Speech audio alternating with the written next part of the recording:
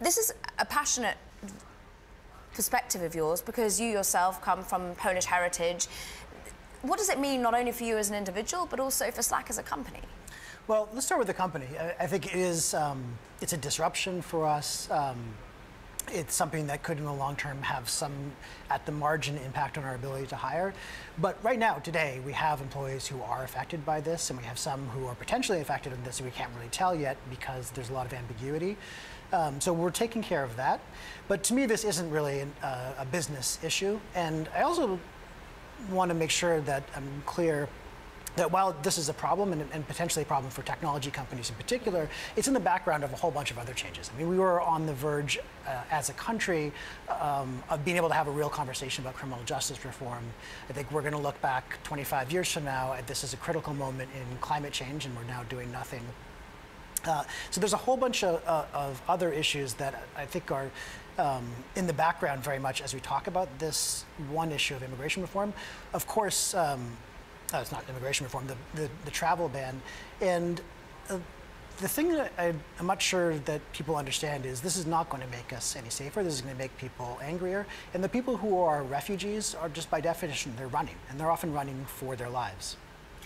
I mean, in fact, you flew into San Francisco. I watched your video you'd posted on Twitter when the demonstrations were actually happening.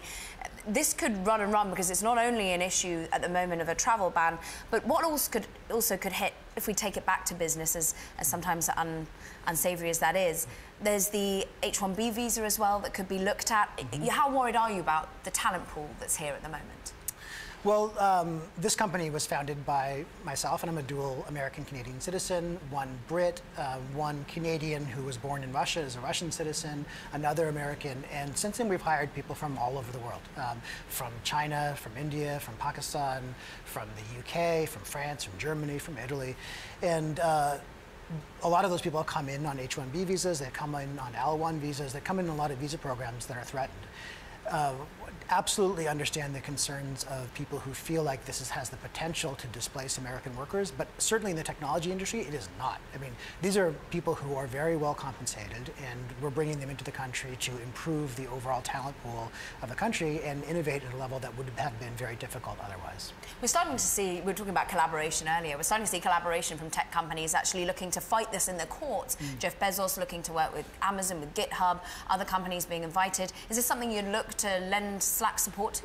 Yeah, absolutely. And also, many of us as individuals are involved. So this is, you know, in the short term, not an issue that's going to have a material impact on our business. However, it is something that is a harbinger for more changes that could be even more disruptive and more threatening.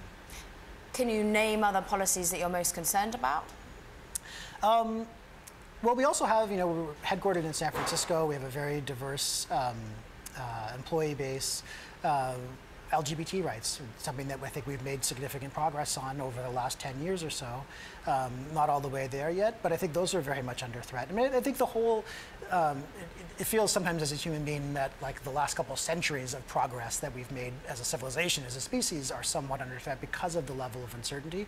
And it's not even, I mean, it's not like we're trading that for some business benefit. I think Trump is the most anti-business president we've ever had, not just because of this stuff, but because of the degree of uncertainty. When you have the executive branch ordering executive employees to ignore orders from a federal court, that undermines the whole system of laws on which this, you know, everything's dependent.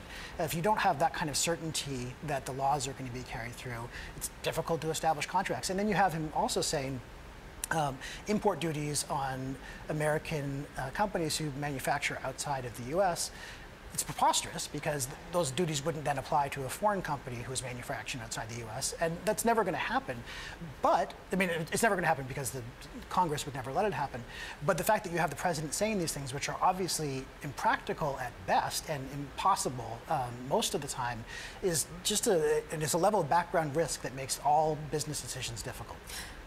But then there's sometimes a carrot that comes with a stick of, oh, we'll reduce potentially corporate taxes, will help you repatriate money. That would be a big boon to companies such as Apple. Have you been concerned by the way in which tech giants have been willing to work with the president at the moment, or do we need that sort of dialogue between Washington and Silicon Valley?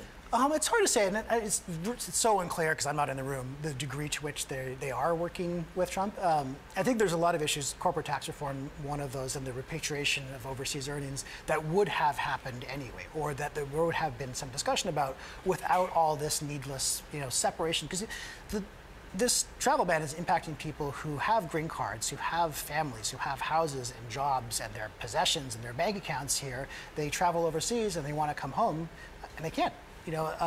People being asked to relinquish those rights in order to not be detained further at the border. So there's no reason that we had to do that to get corporate tax reform. I mean, that was a conversation that is entirely independent. Are you optimistic or are you pessimistic about technology? And that's almost the problem. So I am fundamentally an optimist, and I think that the pendulum will swing back the other way. And this is, it's 2 steps forward, 1 step back. Although this is a significant step back. But it's hard to even know whether you should be optimistic or pessimistic because I think the degree of uncertainty is so great.